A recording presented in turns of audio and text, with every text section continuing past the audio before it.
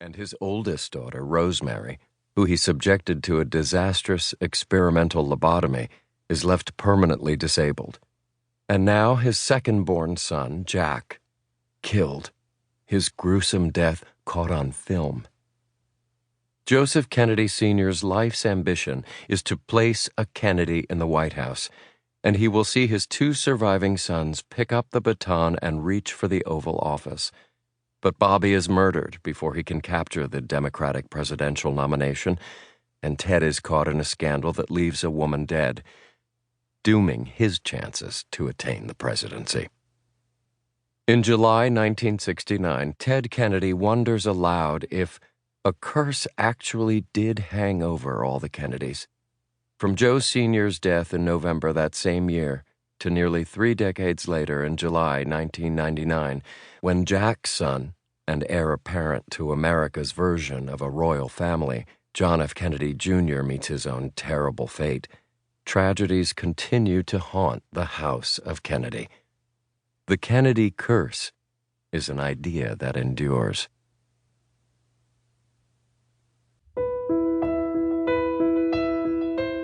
Part 1. The Patriarch, Joseph Patrick Kennedy, Sr. Chapter 1. They are known as coffin ships, overcrowded, disease-riddled, barely seaworthy sailing vessels that transport millions of impoverished Irish fleeing the mid-19th century Great Hunger, or Potato Famine, hoping to begin new lives in the U.S. and Canada. Assuming they make it that far, some 30% of transatlantic passengers commonly die at sea during the treacherous 3,000-mile crossings, which can take as long as 4 months. Given the conditions, many travelers mark their departure from Ireland with an American wake, evoking the finality of the voyage they are about to undertake. One such traveler is Patrick Joseph Kennedy, a 27-year-old cask and barrel maker from Dunganstown, County Wexford, and future great-grandfather of President John F. Kennedy. His name appears on the 1849 manifest of the SS Washington Irving, a ship with fewer than 5 years under sail. Records of shipboard conditions indicate that they are universally harrowing, and the month-long crossing from Liverpool to Boston is no exception. Overcrowding and unsanitary quarters propagate deadly cases of cholera, smallpox, and measles. The ship's crew toss scores of corpses to the sharks that incessantly circle the 3-masted ship.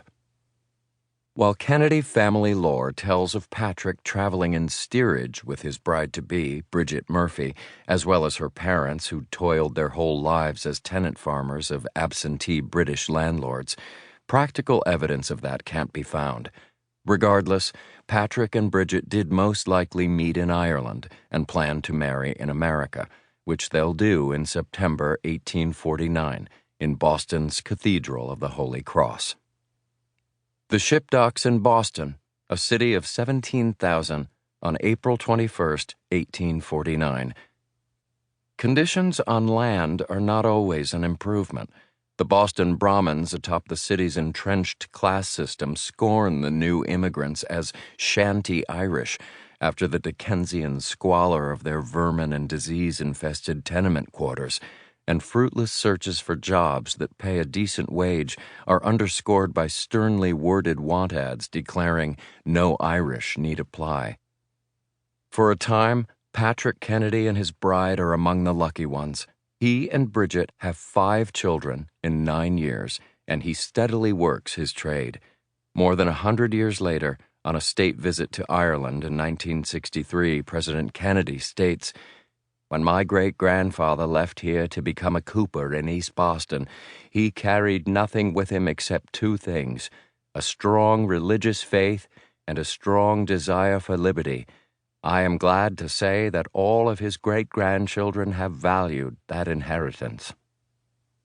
Unfortunately, at age 35, Patrick succumbs to cholera.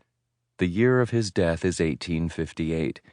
The date is November 22nd. Exactly 105.